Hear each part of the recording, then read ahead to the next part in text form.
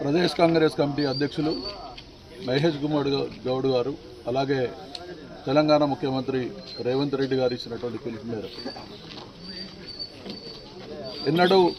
లేని విధంగా భారతదేశ చరిత్రలోనే కామారెడ్డి సభలో ఏఐసిసి అగ్రనేత రాహుల్ గాంధీ గారు ఇచ్చినటువంటి పిలుపు మేరకు ఇక్కడ బీసీ డిక్లరేషన్ చేసినటువంటి కార్యక్రమాన్ని దాన్ని చట్టసభలో అమలు చేసి ఆ యొక్క తీర్మానాన్ని గవర్నర్కు ఆర్డినెన్స్ కోసం పంపిస్తే ఆ ఆర్డినెన్స్ను తొక్కిపెట్టి ఇవాళ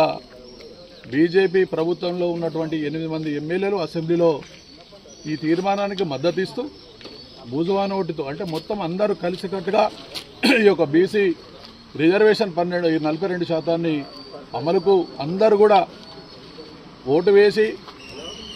అసెంబ్లీలో మేము తప్పకుండా మద్దతు ఇస్తామని చెప్పి అని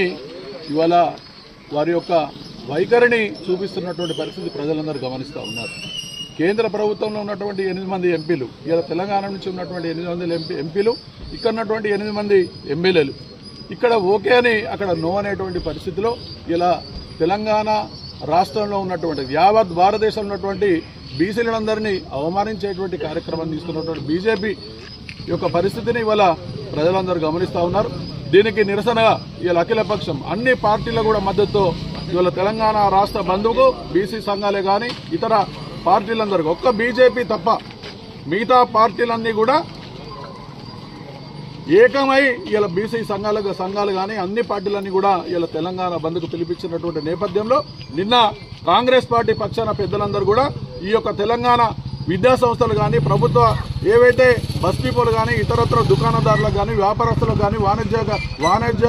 వ్యాపారస్తులకు అందరికీ కూడా వాళ్ళు విజ్ఞప్తి చేయడం జరిగింది. ఆ విధంగా ఇలా బంద్కు సహకరించి ఈ యొక్క బీసీల యొక్క మనోభావాలను